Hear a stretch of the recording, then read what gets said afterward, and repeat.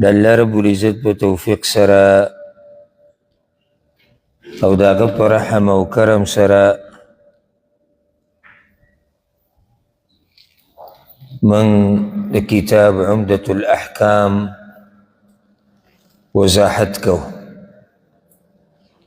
په دې مبارک کتاب کې موږ مسلې شروع کړې وې د زکات، کتاب الزکاه،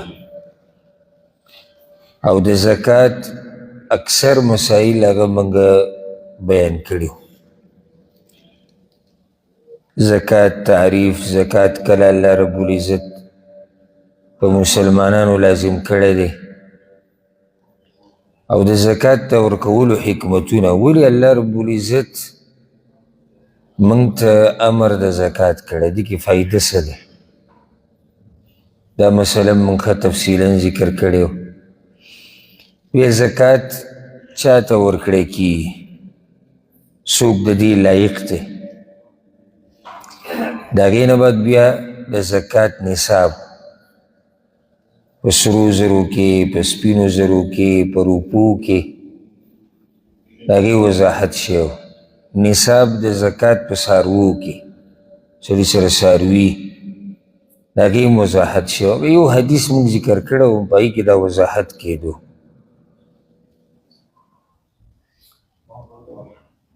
یو جمله د هغه حدیث پاتې شوې ده، هغه به نن بیانو، او هغه دا چې رسول صلی الله علیه وسلم وایي لیس فیما دون 5 اوسق صدقه. هغه څه چې د ځمکې نه راوځي د هغې د زکات خبره کېږي، فصل او میوه. دا چې د 5 وسقو نه کمی، نو په دې کې زکات نشتی. د رسول صلی الله علیه وسلم نصاب ښوولی دی. هغه مسلې ته راځم چې د ځمکې نه څه راوځي، په څه کې زکات ته، په څه کې نه، دا به وروسته ذکر کوو. خو د حدیث کې رسول صلی الله علیه وسلم وایي چې د 5 وسقو نه کمی ای کې زکات نشتی، دا نصاب دی. د 5 وسق څه ته وایي، د دې ما یو پرې تشریح کړی و. عربۍ کې یو وسق چې دی که نه، هغه 18 ساعی، او یو ساع چې دی په عربۍ کې هغه 4 مود دی. مود په عربۍ کې ډیله پوته وایي، دا لاسونه چې دي جمع کې، نو 4 موده، 4 لپې ته جوړېږي. د زکات مسلې ډېرې اهمې مسلې دي، ځکه چې د مال سره تعلق ساتي، او تعلق ساتي د یو لوی عبادت سره، هغه عبادت چې هغه د اسلام رکن دی، د هغې سره تعلق ساتي. رسول صلی الله علیه وسلم وایي چې د 5 وسقو نه کمي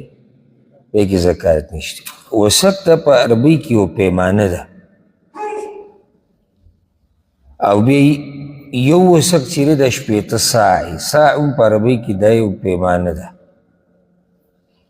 زه ته ټول حساب راوباسم. او یو ساع 4 مود دی، او مود په عربۍ کې د لپو ته ویلی کېږي. او 4 لپې چې د معتدل انساني که نه، چې نه ډېر اوږده لاسونه یي، غټ لاسونه یي، نه لاسونه ډېر لڼي، نو چې 4 لپې شي، نو د دې نه تقریبا پاوباندې کیلو جوړېږي. یو مود پاوباندې کیلو د معنی دی ویلي، یو ساع پاوباندې کیلو، او یو ساع 4 مود دی، 4 لپې. نو 4 لپې چې ته راوالې، د معتدل انسان د هغې نه پاوباندې کیلو جوړېږي. مونږ چې دغه ورکوو فطرانه، دا فطرانه یو ساع یي که نه، او ساع 4 موده، او 4 موده یعنې 4 لپې شوي. دا درس واوره وروره، درس ډېر اهم دی. دا چې ټول جمع کړي که نه، دې کې لږ ډېر اختلاف شته، هغه لږ ډېر اختلاف نقصان نه کړي. دا تقریبا 14 منه ته جوړېږي، 14 منه. چې من 50 کیلو حساب کېله، چې من 50 کیلو شي نو 14.5 منه تی جوړېږي. 158.15 دړۍ تی جوړېږي. 158.15 دړۍ د دې نه جوړېږي. دا دغه نصاب کوم چې رسول صلی الله علیه وسلم ښوولی دی. او دا زه د جمهور العلما خبره کوم، یعنې د امت اکثرو علماو چې کومه فتوا ده، کومه رایه ده د قرآن او حدیث په رڼا کې زه د هغوی خبره کوم. چې ته یو سړی ووایي چې پلاني ځای کې یو کس دا ویلي، پلاني ځای کې یو کس دا ویلي، جدا خبرې دي. دا 5 اوسق خبره هغې د دا حساب جوړېږي. بیا به پکې ورکوې څه، که ځمکه رټوي، که ځمکه للمه یي، هغې نه به څو ورکوې، او که کله دی کله دغه یي، د هغې نه به څو ورکوې. دا تفصیل انشاءالله ټول را روان دی. د ځمکې نه چې څه راوځي که نه، په دې کې بعض څه اختلافي دي، بعض علما وایي زکات به پکې ورکوې، بعض نه، او بعض څه اتفاقي دي، ټول امت په اتفاق دی. په واضح حدیث کې راغلی دي. رسول صلی الله علیه وسلم چې کله ابو موسی الاشعري او معاذ بن جبل رضی الله عنهما دواړه یمن ته ولېږل، نو دی ورته ووایي چې لا تأخذوا الصدقة الا من هذه الاربعه. د ځمکې نه چې څه راوځي او څه رازرغونېږي، په دې کې به تاسو زکات نه اخلئ د چا نه مګر په 4 شیزونو کې. دا واضح نص دی په دې مسله کې، دلیل دی. الشعير وربشي والحنطة غنم والزبيب وسکي یا کشمش چې ورته وایي، یا انګور وایي، انګور چې وچ شي دغه ته جوړېږي، والتمر او کجورې. دا 4 اتفاقي دي. څه شو؟ کجورې، وربشي، غنم او وسکي. رسول صلی الله علیه وسلم هغوی ته ویلي چې د دې نه علاوه به د چا د مال نه زکات نه اخلي، د ځمکې نه چې څه راوځي، زه د هغې خبره کوم. نو د دې ځای نه بیا د علماو په منځ کې اختلاف راغلی دی. په دې اوس اتفاق دی. اختلاف په دې کې دی چې د دې 4 نه علاوه چې څه د ځمکې نه راوځي، په دې کې زکات شته او که نه. محققین علما خو دا وایي چې صرف زکات په دې 4 شیزونو کې د ځمکې نه چې راوځي، او دلیل هم د دوی سره ډېر مضبوط دی. او زما په زړه په دې مطمئن دی، والعلم عند الله. که یو سړی د بل علم په فتوا مطمئن یي، موږ څوک په چا زور زبردستي نه کوو. هر عالم دا حق لري چې هغه خپله مسله او خپله خبره هغه بیان کړي سره د دلیله، بې دلیله نه. یو قول په دې کې د علماو دا دی چې زکات د ځمکې نه چې څه راوځي، فصل او میوو کې صرف په دې 4 کې دی.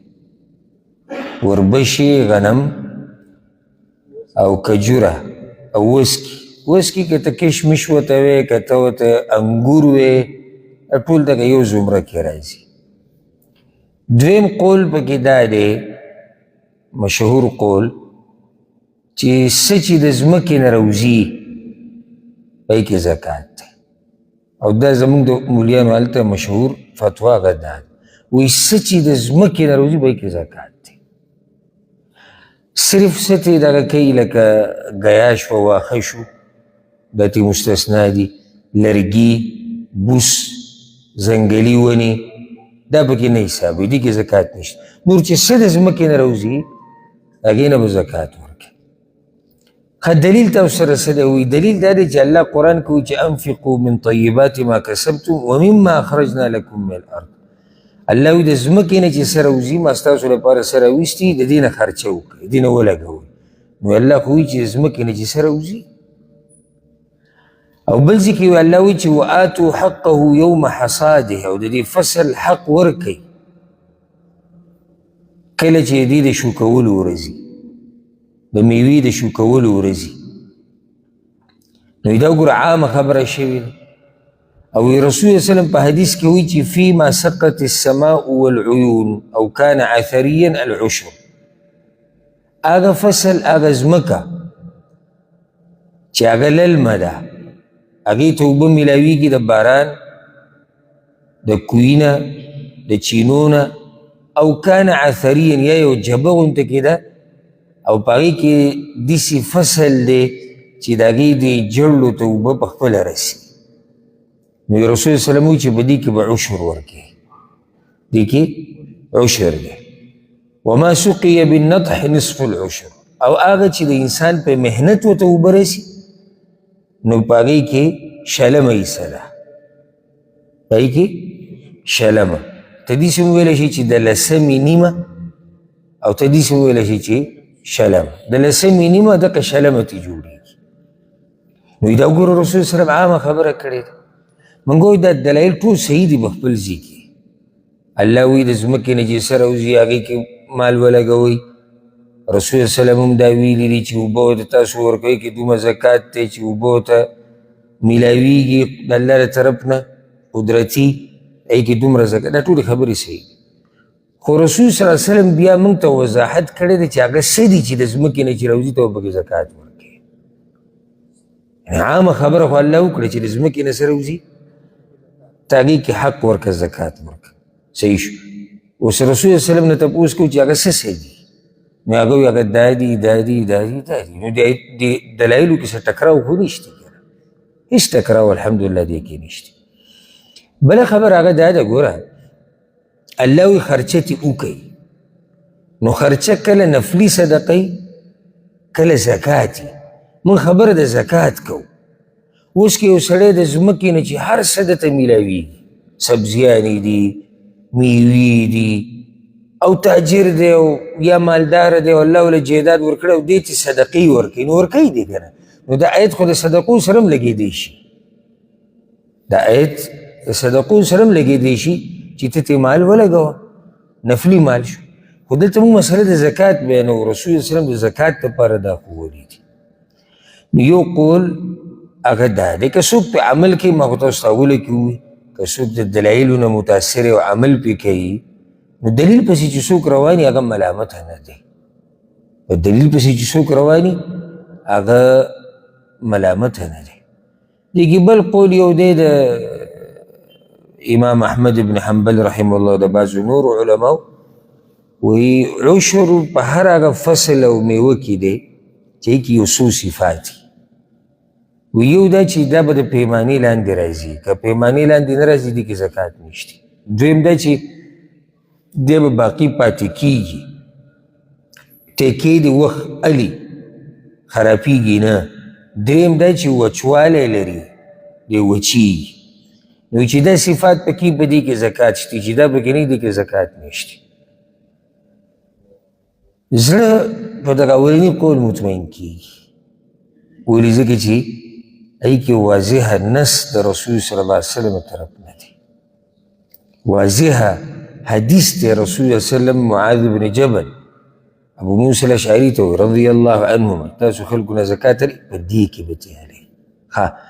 ابو موسی الاشعري او معاذ بن جبل دا رسول صلی الله علیه وسلم یمن ته په اخرني ژوند کې لېږلي. وګورئ،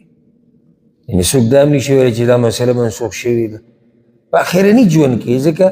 معاذ بن جبل چې راغی نو رسول صلی الله علیه وسلم وفات شوی. معاذ بن جبل چې د یمن نه راغی رسول صلی الله علیه وسلم وفات شوی. نو والله اعلم زما خپل ځاني په دغې زړه مطمئن دي. او دا د امام صنعاني، امام شوکاني، شیخ الباني او داسې نور ډېر محققین علما د هغوی هم دا فتوه ده. والعلم عند الله. بله مسله، که یو سړی په دې خبره باندې مطمئن هم شي او دغه رسول وسلم د حدیث په رڼا کې دغه عملي، بیا هم د ده دپاره مستحب دا دي که هر قسمه فصل او میوه تا سره د شو کولو په ورځ، د ریبلو په ورځ، د هغې نه مستحب صدقه ورکوه، مستحب صدقه ورکوه. په دې کې د دې د لاسه به الله رب العزت ستا په رزق کې برکت اچوي. لازم نه دی چې موږ به زکات ته پراته یو. دا راته هم زه یو نقطه بیان کوم. ګورئ، لکه اوس الله رب العزت یو سړي له مال ورکړی، خو هغه مال دومره نه دی چې نصاب ته رسي. نو ده به دې ته ډډه نه لګولي چې دا به نصاب ته رسي زه به د الله په لار کې مال لګوم نه هغه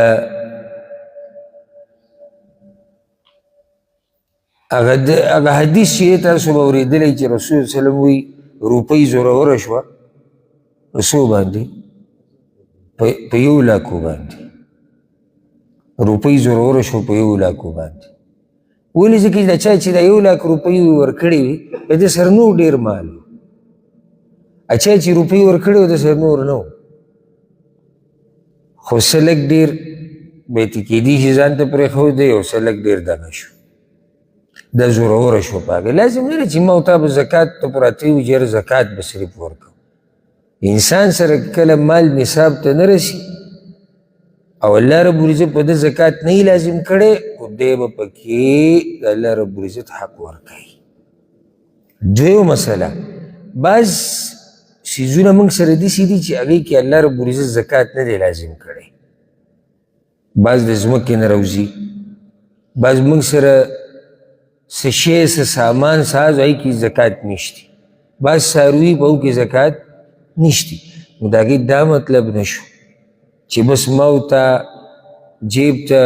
اکاونټ ته ټاله واچو چې یاره دې کې خو زکات نشتی مستحب صدقې خو ورکولی شي که نه مستحب صدقه ورکول یو عبادت دی هغه حدیث ته دلته رایت کوم 2 حدیثونه د ځان سره یاد کړي دې خوا ګوره 2 حدیثونه ته بیان کوم یو رسول صلی الله علیه وسلم وایي په صحیح بخاري صحیح مسلم کې دی ما من یوم یصبح العباد فیه الا ملکان ینزلان هر ورځ چې کله سحر شي نو 2 فرشتې 2 ملائک راکوزیږي فيقول احدهما اللهم اعط منفقا خلفا ويقول الاخر اللهم اعط ممسكا تلفا دا یو دا دعا کوي وی الله څوک چې ستا په لار کې مال لګوي د هغې په بدل کې وله نور ورکړه د هغې بدل وله ورکړه او یا الله څوک چې مال بندی نه لګوي دا مال وله ختم کړه که ته زکات ورکې که ته مستحب صدقې ورکې ته دغه دعا کې راغلي چې کومه دعا دغه ملک دغه فرشته غواړي چې یا الله څوک چې مال لګوي ته وله د هغې نعم البدل ورکړه هغه بدل د مال په شکل کې الله درکوي د بل نعمت په شکل کې د اجر او ثواب او د جنت او د ټول په دې کې دننه راځي بل یو حدیث ته ډېر ناشنا حدیث دی په صحیح مسلم کې دی رسول صلی الله علیه وسلم وایي دا یو ناشنا قصه ده وایي بینما رجل بفلات من الارض یو سړی دی چې په شړ ځمکه کې روانو فسمع صوتا فی سحابه نو د وریځو نه یو اواز واورېدو د سړي د وریځو نه اواز واورېدو هغه اواز دا دی چې اسقي حدیقة فلان د دې پلاني دا فصل او باغ چې دی دا خړوب کو دغه طرف ته اوبه ور واچوه دا اواز د وریځو له طرف نه واورېدو فتنحى ذلك السحاب نو دغه وریځ روانه شوه یو طرف ته او داسې کاړجنه غونته کې ځمکه وه هلته چې دی ټول باران راوورېدو و دې سړي ورته کتو فإذا شرجة من تلك الشراج قد استوعبت ذلك الماء كله دا اوبه چې دا باران چې کوم راوورېدو سبحان الله دا په دې لختو مختي چې کوم جوړ شوي دي لارې د اوبو دپاره نو دا ټولې اوبه یو لختي ته جمع شوې په دې کاړجنه ځمکه کې دا اوبه ټولې یو لختي ته جمع شوې فتتبع الماء اوس د اوبه روانې شو په دې لختي کې دا سړی هم په دې اوبو پسې روان دی چې آخر دا څوک دی دا کم دومره اوچت کس دی چې د نوم اخیستی کېږي چې د فصل له اوبه ورکړه د دې ځمکې له اوبه ورکړه وی دی پسې روانو فإذا رجل قائم في حديقته يحول الماء بمسحاته دی چې ورغی یو سړی په پټي کې ولاړ دی په خپله ځمکه کې لګیا دی کار کوي او کشۍ ورسره ده او دا اوبه راړی خپل طرف ته دا اوبه روانې او دا سړی خبر نه دی دې قیسې نه دا ځمکې ولا د دې قیسې نه خبر نه دی خو دې ته خوشحاله ده بس چې الله رحم وکړو وریځو باران د وریځو نه باران او اوبه د دې طرف ته روانې اوس دې ته سره قیسې نه خبر نه دی چې داسې یو ځای کې باران شوی دی او یې نه اوبه را روانې ښه دا سړی پسې ورغی وایي یا عبدالله ای د الله بنده مسمک ستا نوم څه دی هغه پلانې للاسم الذي سمع في السحابه نه هغه نوم یې ورته ووایي هغه کوم نوم چې هغه په وریځو نه اورېدلی و او وریځو کې اواز شوی و چې د پلاني ځمکې ده هغه پلانې چې ویلو ده ورته هغه نوم ووایي زه هغه یم فقال له يا عبد الله دوته د الله بنده د چا نه چې تپوس شو هغه ورته وایي د ځمکې دا مالک لم تسألني عن اسمي ته زما د نوم ورې تپوس کوې څه مسله ده چې زما نه تپوسونه کوې او دلته راغلی نو هغه ورته وایي إني سمعت صوتا في السحاب الذي هذا ماؤه ما د هغه وریځو نه ستا نوم اورېدلی و چې دی اوبه دي د هغه وریځو نه مې ستا نوم اورېدلی دی چې دی اوبه دي یعنې دغه وریځو نه دا باران شوی دی او بیا د اوبه ستا خوا ته راغلي دي ستا نوم پکې اخیستی شوی و ورته ویلی شوي و چې د ده ځمکه فما تصنع فیها ته په دې ځمکه کې څه کوې دې کې آخر څه کمال دی یعنی ډیره د سوچ خبره ده چې خاص نوم دی او بنده اخیستی کېږي او وریځو ته امر کېږي چې د هغه دې ځمکې له اوبه ورکوي د هغه دې فصل له هغه دې پټي له وی هغه وایي چې قیسه داسې ده نو بیا به دله زم جواب درکړم فإني انظر إلى ما يخرج منها زه به د خپله ځمکه کې پټي کې کرونده کوم کار محنت کوم لګیا دغه کرر ریبل کوم بیا چې کله د دې ورځ راشي فأتصدق بثلثه دا زه درې حصې کړم نو یوه حصه دا د الله دا زما طریقه ده یوه حصه هغه د الله هغه زه الله له ورکو او دویمه حصه وآکل انا وعیالی ثلثا زما او زما د بچو دا دویمه حصه شي وأرد فيها ثلثه او دا دریمه حصه زه بیا په دې ځمکه ولګو نو دکه زما طریقه ده نور خو ماته څه نه دي معلوم چې څه کمال به وي خو زما طریقه هغه دا ده مال زه درې حصې تقسیموم یوه حصه د الله ده یوه حصه زما او زما د بچو ده درېیمه حصه دا په دې ځمکه زه بیا ولګوم و دا سړی حدیث مدي دپاره دا سړی ګوره دې ته نه دی ناست چې په دې کې به کم کې زکات دی او په کم کې نه دی د دې ته ډډه نه لګولې باز راشي ما پسې او داسې به راپورې نښتی په دې سوال او که زکات بل پرز داسې شي او که بل پرز لږ کم شي او که بل پرز ته به وایي چې دی چېرته زه کله ناکله سوچ وکړم چې دا دومره تپوسونه کې چې کوي د ده به هم زکات چې ته په لکاو کروړاو کېږي دګي چې دا کم تپوس چې دی کوي دا کم معلومات هر ورځ ته څو زکات ورکړې او وایي 500 ریاله به ما راځي په 500 ریالو کې تا دومره چې دی نو اړول او سمول وکړو او په دې 500 کې هم د ده دا کوشش دی که چېرته دا مسله دې 400 ته شي یا دې 300 ته شي نو ظالمه ده کم مال چې ته پاتې کې دغه د چا دی او ته څه وې ته وې څه دا مال چې رسره نه و ته څه وې که دی وایي چې زما پلار نیکه مالدار او دا جیداد مې خو دا هغوی له چا ورکړی دی رب العالمین دومره څه موږ له راکړي دي او پاگی کوئی عشر عشر پاگی کی رتوی د عشر نیم ایسا پاگی کی رتوی پا سلویختو کی روپی پا سلویختو کی روپی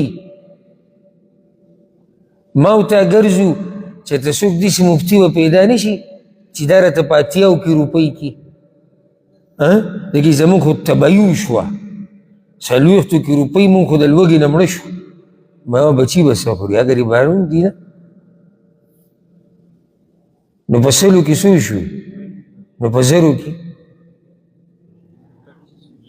زکاة من چیتا نہیں اور کڑا کسی پینزی شوی پزرو کی پینزیش دا بازو کوشش دی چیتا اس پا دی زرو کی پینزل لشی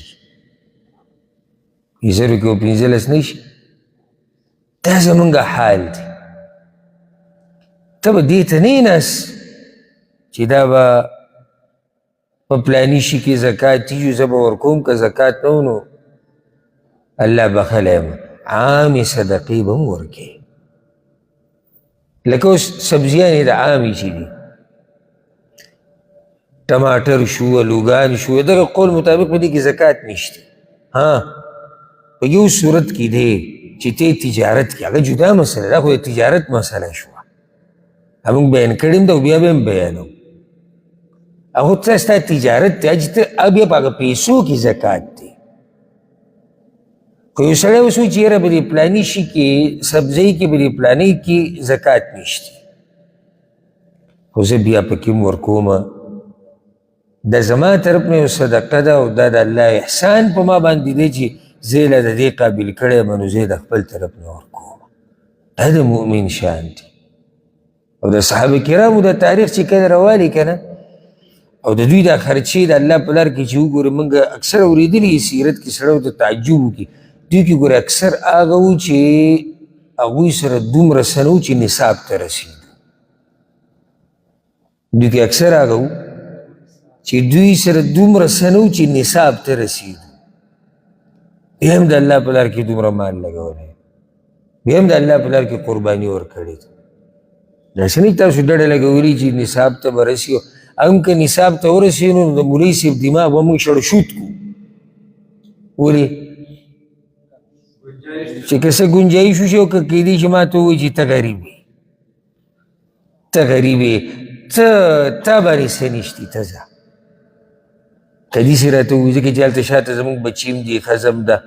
زبخپلم یم را روان دری سلور نسلونم دی نو که دا زکاتون دی زور کوم دا خو پیسه طول لار سشوا ختم شو او دی ناپوه انسان تا دا پتا نی چی دی زکاة سمر فائدی دی چونلوی فائدہ اللہ دا نرازی کی دی سر پا مال کے برکت رازی دا بنده دا اللہ نور سا خاص کاری نده کاری داو رب العالمین تا دوم گرانو چی خاص پا وریزو کی دا دد نوم اگستے کی سمر برکت باو پا دیر دا پا دیر زمکا کی کارجن زمکا دشت او ببکی نیشتی خود دا دی فصل تا اوبرا رسی دا دی پٹی تا اوبرا رسی دا برکت تا سدل ایسا دی چی علت دے پا کی اللہ نہیں رہی دا صرف دا فصل دا پٹی مسئلہ ندا دا دکان دا مزدوری دا کاروبار آرشی چی تا تا پا کی خپل رب یادی کنا اللہ رب العزت و پائی کی برکات آجائی اگا بلگی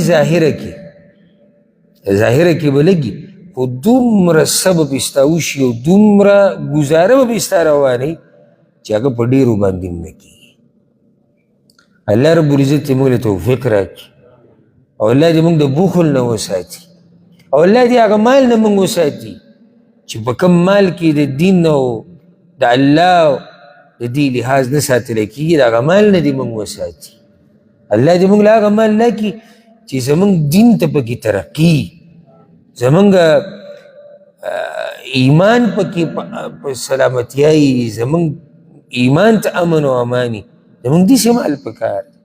چی یو مال ما دا اللہ ندری کی یو بچے ما دا اللہ ندری کی دنیا زمان پارا فتنے جوڑی دا خو تاوان شو، دا خو ګټه خو نه شو.